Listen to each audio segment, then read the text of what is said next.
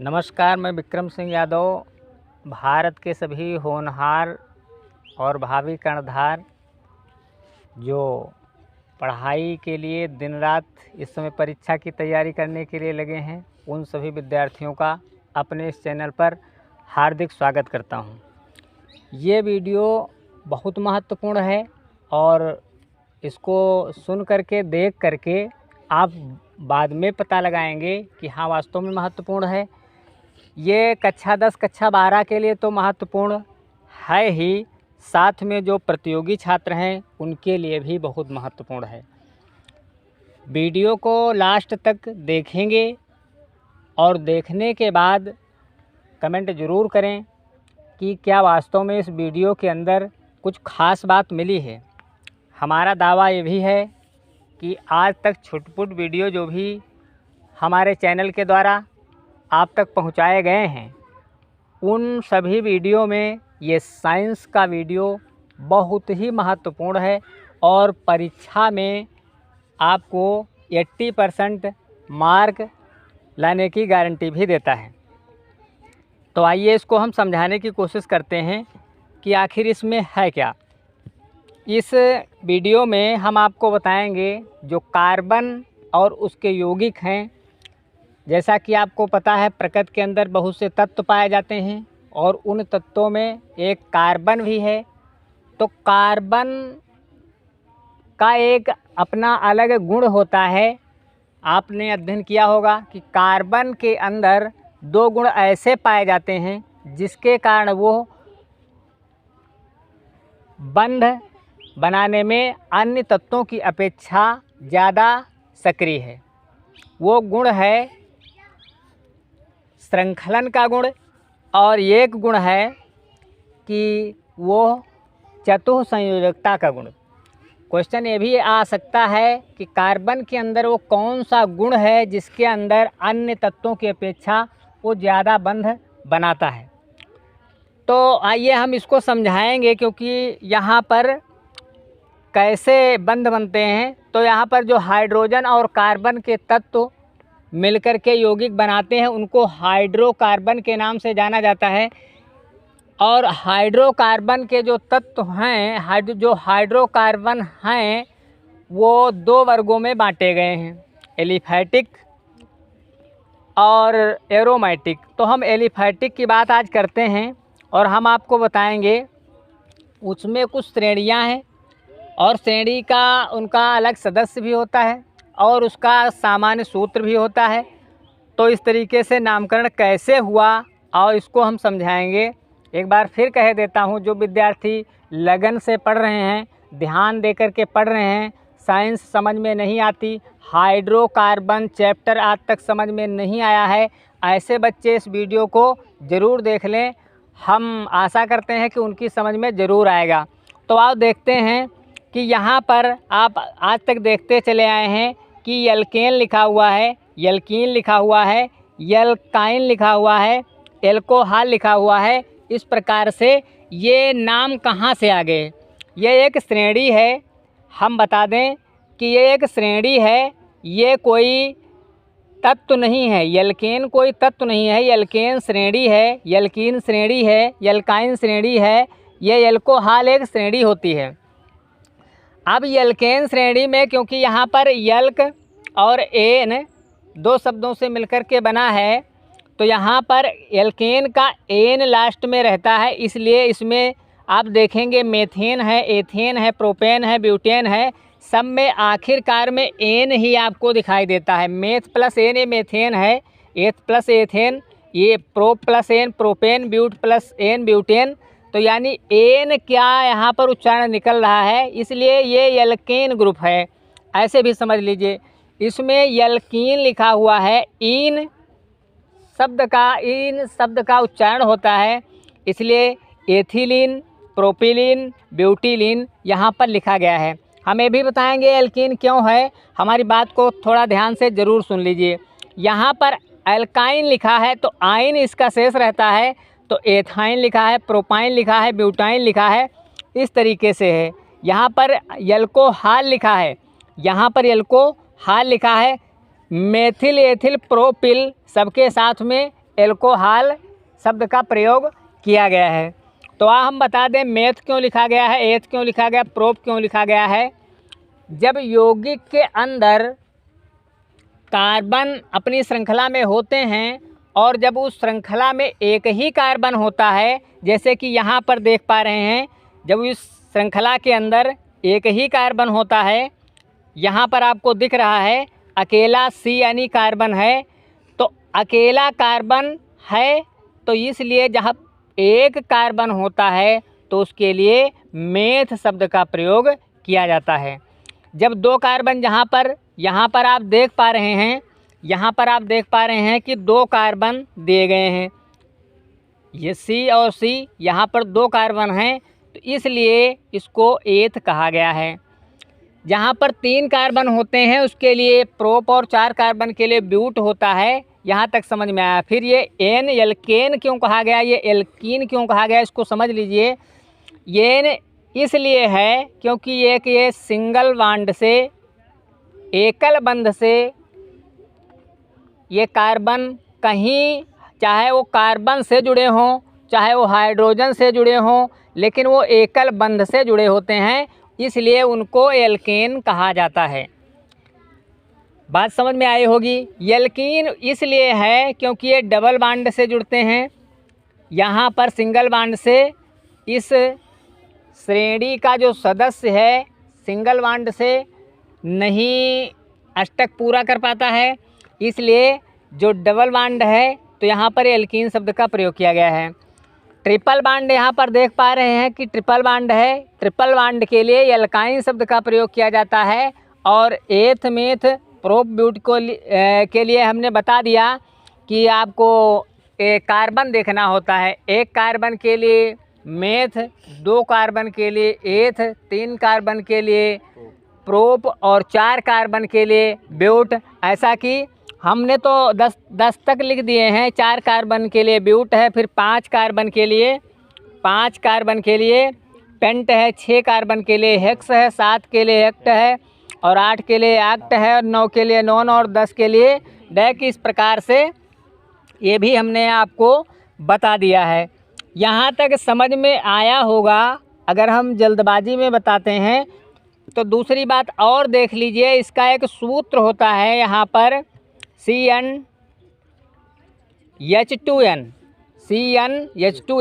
ये सूत्र आप जैसे फॉलो करोगे, इसके पहले हम एक वीडियो दे चुके हैं, उसमें ये सूत्र आप कैसे इसको हल करते हैं ये हमने उसमें बता दिया है।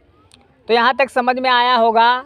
तो हम फिर से बता दें कि जब कार्बन कार्बन के बीच में एकल बंध होता है तो उसको हम एल्केन कहते हैं।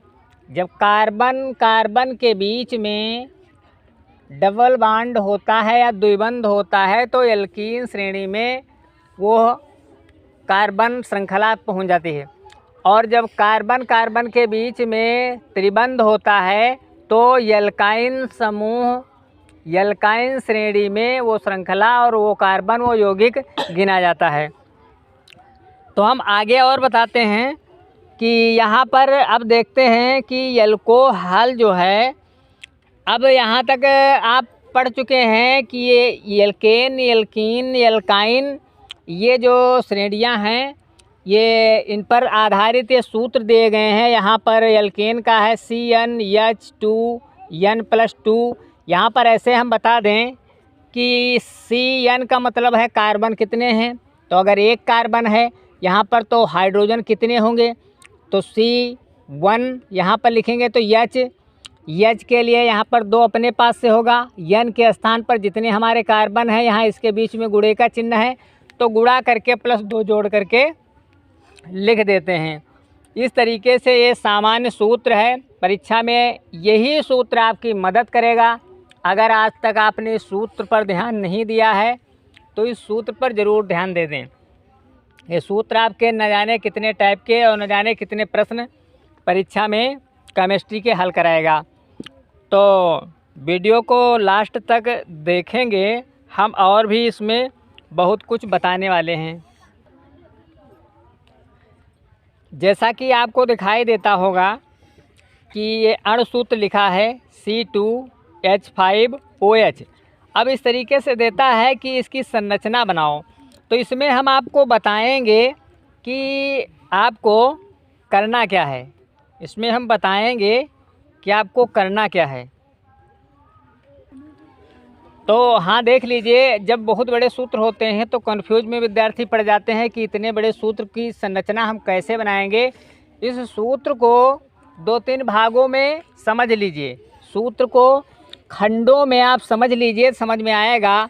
यहाँ पर C2 और H यहाँ पर 5 दिया गया है। यहाँ पर ये अणुसूत्र है। इसका क्या है? ये अणुसूत्र है। इसको अणुसूत्र कहा जाता है। और इसको जो CH3 CH2 और सिंगल बॉन्ड OH, इसको कहा जाता है संरचना सूत्र। तो ये आपका संरचना सूत्र है और ये अणुसूत्र है।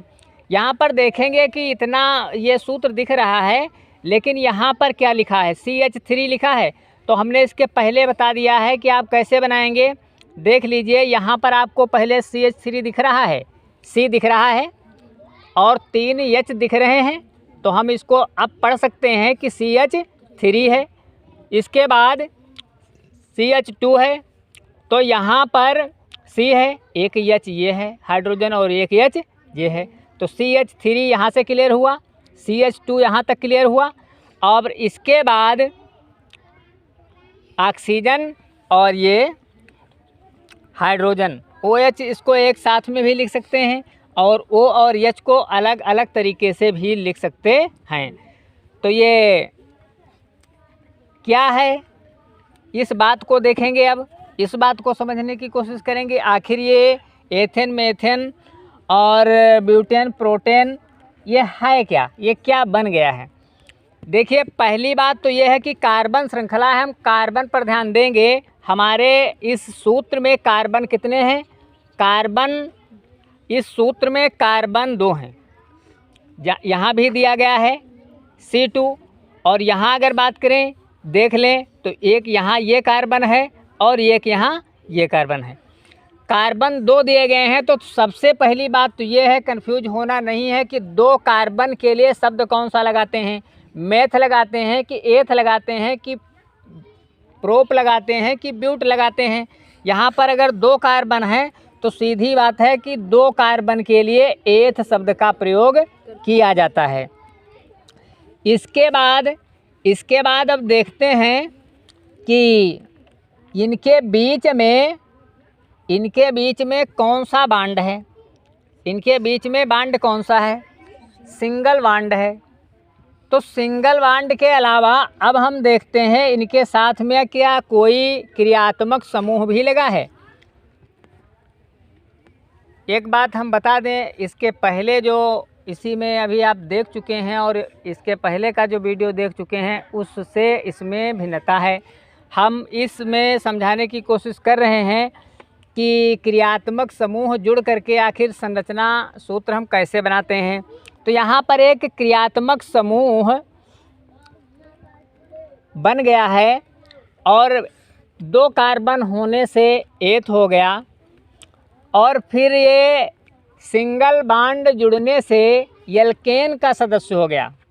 एल्केन का मतलब एन, तो एन इसमें जुड़ गया।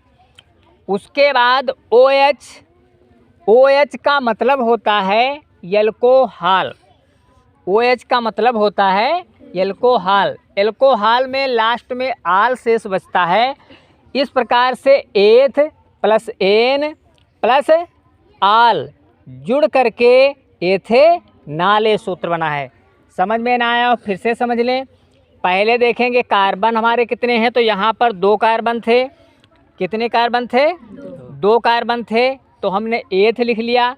फिर एल्कीन है कि एल्काइन है कि एल्केन है। तो एल्कीन होता तो डबल बॉन्ड होते, एल्काइन होता तो ट्रिपल बॉन्ड होते। यहाँ पर सिंगल बॉन्ड है यानी कि एकल बंध हैं, तो इसलिए एन ही रहेगा। तो एथ प्लस एन और फिर यहाँ पर OH एक क्रियात्मक समूह जुड़ा हुआ है। जब क्रियात्मक समूह के अंत में क्या कुछ लिखा होता है अनुलग्न, उसको इसमें जोड़ा जाता है। तो हम कैसे अनुलग्न जोड़ेंगे और कौन कौन से मुख्य रूप से अनुलग्न होते हैं, ये भी इसी बीच में हम आपको बताते चलें कि हम अगले वीडियो में ज़रूर बताएंगे कि आप उसको कैसे जोड़ोगे।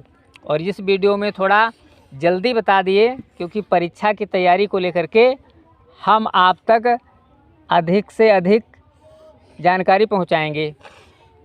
तो समझ में आ गया होगा कि आखिर ये एथेनॉल या एथिल एल्कोहल ये सूत्र कैसे बना है।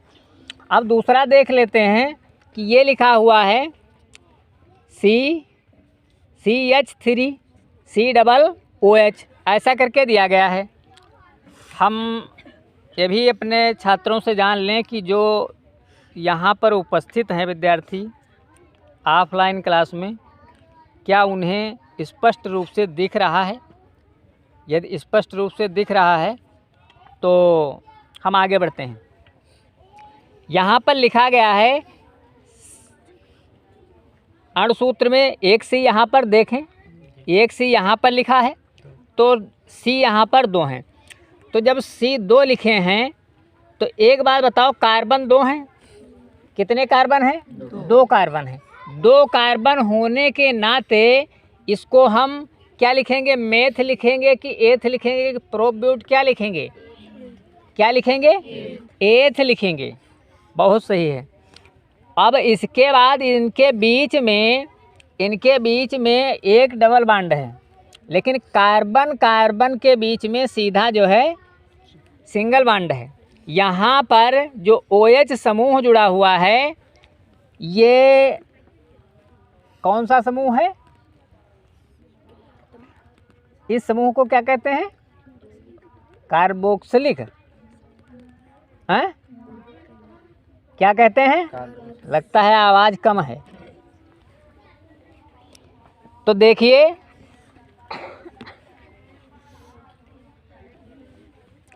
तो हम बता रहे थे कि यहाँ पर जो पिछले वीडियो में आपने देखा है उनसे यहाँ पर भिन्नता है, और भिन्नता ये है कि इसके साथ में हमें क्रियात्मक समूह देना पड़ रहा है।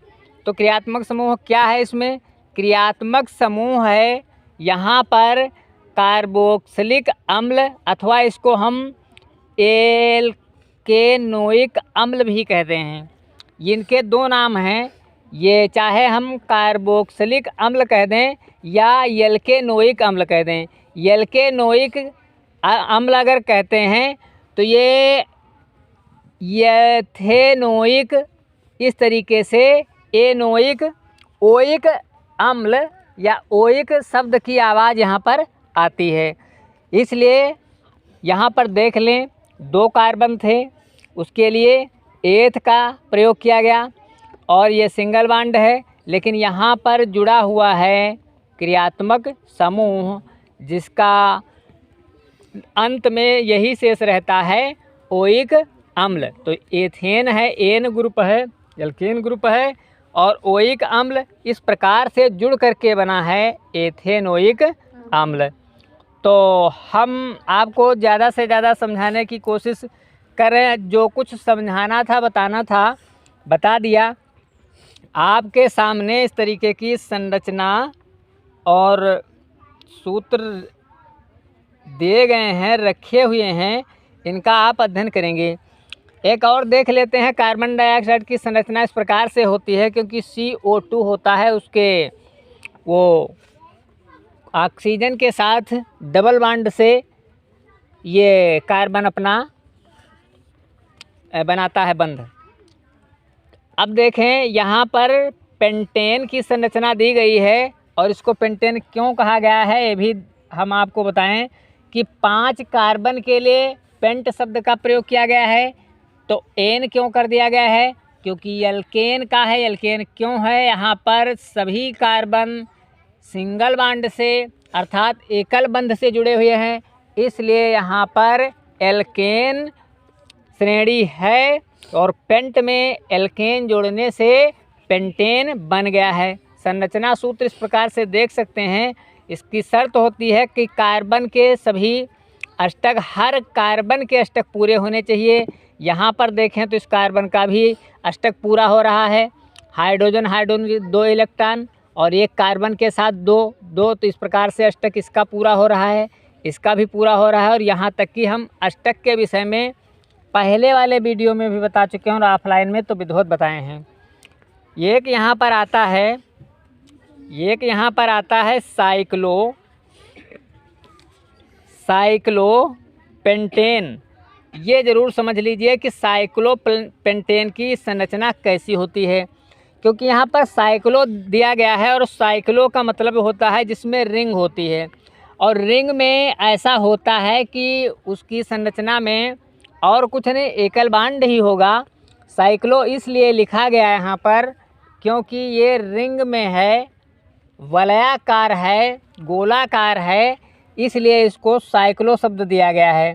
साइक्लो में 5 अगर कार्बन हैं तो उसके हाइड्रोजन 10 होते हैं, सूत्र पर आधारित ये संरचना दी गई है।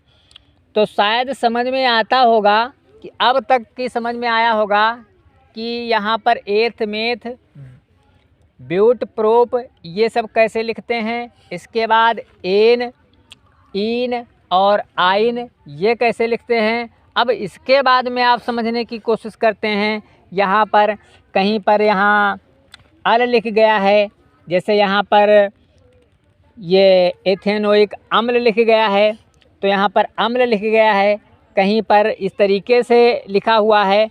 तो ये सब कैसे है, तो हम आपको बता दें कि ये सब क्रियात्मक समूह से है।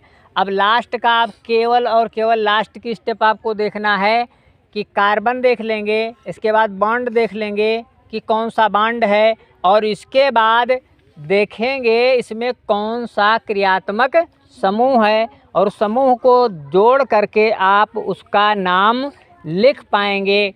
हम आपको बता रहे हैं IUPAC, जिसका नाम है, यानी कि आधुनिक और वर्तमान समय में ये प्रणाली नामकरण की थोड़ा सही मानी गई है। इसलिए IUPAC नामकरण के अंतर्गत ये कार्बन और उसके यौगिक चैप्टर के अंतर्गत आता है। आगे और हम बताते हैं, जैसे कि दिया है मेथिनल का संरचना सूत्र है, तो यहाँ पर पहले अब देख लीजिए मेथिनल का संरचना सूत्र है। तो पहले तो ये मेथ क्यों आया, मेथ इसलिए आया क्योंकि कार्बन एक है, एक कार्बन के लिए मेथ का प्रयोग किया जाता है। जिन्हें याद नहीं होता बार बार याद कर लें कि एक कार्बन के लिए मेथ, 2 कार्बन के लिए एथ, 3 कार्बन के लिए प्रोप, 4 कार्बन के लिए ब्यूट। इस तरीके से 10 तक याद करते जाओ, हम इसमें आपको बता दिए हैं और लिख दिए हैं। तो यहाँ पर ये पहली बात तो ये मेथ है। फिर इसमें क्या है, इसमें एक क्रियात्मक समूह जुड़ गया है। उस क्रियात्मक समूह का नाम है, उस क्रियात्मक समूह का क्या नाम है, C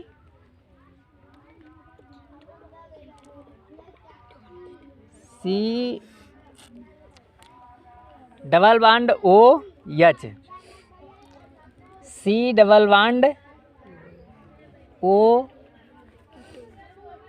हाँ, ये गलत हो रहा था। यहाँ पर जो क्रियात्मक समूह है वो है कीटोन। कीटोन क्रियात्मक समूह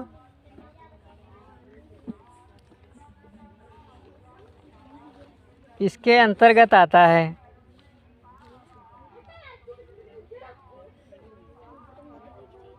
कहीं कोई मिस्टेक हो गई होगी, इसको हम देख रहे हैं। आगे देख लें कि जो ब्रोमोएथेन करके दिया गया है, तो ये ब्रोमोएथेन क्यों लिखा गया, आपको दिखाई देता होगा, यहाँ पर लिखा हुआ है ब्रोमोएथेन। अब ये ब्रोमो क्यों पहले जुड़ गया है ये भी हम बता चुके हैं, क्योंकि कार्बन अपना बंध अधिकांश जो है हाइड्रोजन के साथ बनाता है, और उसी हाइड्रोजन और कार्बन की श्रृंखला के मध्य अगर कोई हाइड्रोजन ग्रुप का सदस्य आता है, जिसमें आपका कैल्शियम है, क्लोरीन है, फ्लोरीन है, ब्रोमीन है, इस तरीके से आते हैं, तो वो अगर लगे होते हैं तो इसके नियम के अंतर्गत आता है कि उनको हम प्रतिस्थापी या पूर्व लग्न के अंतर्गत रखते हैं और उनको हम पहले लिख लेते हैं। तो Br जो ब्रोमीन होता है उसके लिए ब्रोमो शब्द का प्रयोग करते हैं, तो पहले हमने ब्रोमो लिखा, और ब्रोमो के बाद यहाँ पर कार्बन कितने हैं, कार्बन हमारे पास 2 कार्बन दिए गए हैं, तो 2 कार्बन के लिए एथ लिखा जाता है, तो ब्रोमो लिख लिया, और उसके बाद 2 कार्बन हैं तो एथ लिख दिया, और उसके बाद ये सिंगल बॉन्ड से जुड़ा हुआ है इसलिए एन होगा, तो एथ और एन यानी कि एथेन, तो ब्रोमो एथेन, इस प्रकार से ये संरचना इसमें बनाई गई है। तो हम बता दें कि हमने अपने वीडियो के माध्यम से आपको ज़्यादातर समझाने की कोशिश किया है कि इसका नामकरण कैसे करते हैं, और जो आपको इसमें हम प्रैक्टिस सेट के रूप में दे रहे हैं और साथ में हल भी है, इसको आप देखें और देख करके इसको नोट भी कर सकते हैं, इसका एक्सरसाइज कर सकते हैं, ताकि आप लोगों की समझ में आवे और परीक्षा में आप इसको हल कर सकें। तो इस तरीके से है। और हम एक बार फिर से आपको बता दें कि पहले देखते हैं कार्बन, और कार्बन से पहले अगर आपकी श्रृंखला बड़ी है जहाँ पर आपका क्रियात्मक समूह जुड़ता है तो वहाँ पर क्रियात्मक समूह देखते हैं, फिर कार्बन देखते हैं कितने हैं, कार्बन के बाद उसमें देखते हैं सिंगल बॉन्ड है या डबल बॉन्ड है क्या है, तो उसको देखते हैं और इस तरीके से हम उसका नामकरण कर लेते हैं। वीडियो को कट नहीं करेंगे, हम बहुत से उदाहरण और आपको दे रहे हैं। यहाँ पर आप देख पा रहे हैं जैसा कि दिया है CH3COOH, और इसका नामकरण करना था आखिर ये है क्या। तो ये CH3COOH ये क्या है, एथेनोइक अम्ल है, और इसका संरचना कैसे बनाएंगे, ये एथेनोइक अम्ल यहाँ पर दिया गया है, आप देख सकते हैं। तो यहाँ CH3 लिखा हुआ है, तो C के साथ 3 H हैं, यहाँ पर ऐसे देखेंगे, उस तरीके से बनाने का प्रयास करेंगे कि एक एक खंड को पहले कार्बन के साथ उसका बंध बनाने की कोशिश करेंगे। यहाँ पर CH3 दिया हुआ है, फिर C और ये O, यानी जो कार्बन होता है वो ऑक्सीजन यानी वो कार्बन के साथ डबल बॉन्ड उसका बनता है। तो ये बात ज़रूर ध्यान रखेंगे, अगर O यानी ऑक्सीजन आता है तो डबल बॉन्ड से लिखा जाएगा, और ये OH हो गया। तो इस तरीके से ये हमारा सूत्र है एथेनोइक अम्ल। तो हमने इसमें लिखा है, सूत्र लिखा है, और वो क्या है ये भी लिख दिया है, और जो आपके संरचना सूत्र बने हैं उनका नाम पूछ रहा है तो हमने बहुत कायदे से उनके नाम भी लिख दिए हैं। अभी हम आपको दिखाने की कोशिश करते हैं, तो आप इस तरीके से इनको देख सकते हैं कि ये इधर लिखे गए हैं। ये आप पहले इनको देख लें, चाहे तो इनको देख सकते हैं, लिख सकते हैं।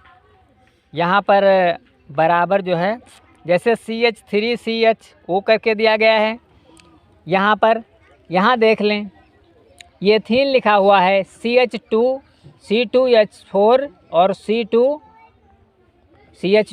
और CH2। तो इसको बताया ये गया है यहाँ पर, चाहे C2H4 करके लिख दीजिए तब भी लिख जाएगा और इसको CH2 डबल बॉन्ड CH2, तो यहाँ पर कार्बन हो जाएंगे 2, यहाँ पर कार्बन 2 लिखे हैं, डबल बॉन्ड के अंतर्गत ये कार्बन 2 हो जाएंगे, हाइड्रोजन 2 और 2 मिलकर के 4 हो जाएंगे। इनको जब अलग अलग तरीके से आप तोड़ करके लिखेंगे तो ये सूत्र और समीकरण आपके स्वतः समझ में आ जाएंगे। और हम आपको दिखाने की कोशिश कर रहे हैं, इस तरीके से देखें और चाहें तो उनको नोट कर लें, देख लें। यहाँ पर लिखा है कि 2,2 डाईमेथिल प्रोपेन लिखा है, मेथॉक्सी एथेन लिखा हुआ है। अब ये मेथॉक्सी क्यों लिखा गया है हम आपको सूत्र अगली वीडियो में देंगे इसके पहले। और अगर हमारे चैनल को सुनते हैं तो ध्यान से सुनते रहिए और सभी परीक्षा तक या अन्य किसी तैयारी के लिए हमारे द्वारा नोटिफिकेशन पाने के लिए चाहो तो सब्सक्राइब कर लो। और यहाँ नोट कर सकते हैं कि इस तरीके से जो है आपको हमने एक्सरसाइज करने के लिए विथ उदाहरण सहित आपको नोट्स के रूप में पेपर दिए जा रहे हैं। अभी और आपको बताएंगे, वीडियो को बंद नहीं करेंगे। तो यहाँ पर आपको दिख रहा होगा इस तरीके से एथिल एल्कोहल। अब इसका एथिल क्यों नाम पड़ा, सबकी समझ में आया होगा। एथिल तो एथ शब्द क्यों आया यहाँ पर, क्योंकि 2 कार्बन हैं, 2 कार्बन के लिए एथ का प्रयोग किया जाता है। ठीक है। अब यहाँ पर एल्कोहल है। एल्कोहल जो होता है OH, जिसको OH को एल्कोहल की श्रेणी में रखते हैं। तो हमने पीछे भी उदाहरण में बता दिया है। इस तरीके से इसको आप देखें और प्रैक्टिस करें कि कैसे संरचना सूत्र तैयार करते हैं, जिनमें अंक आपको दिए गए हैं। हम एक वीडियो और आपको जल्द से जल्द देने वाले हैं ताकि ये सब समझ में आ जाए।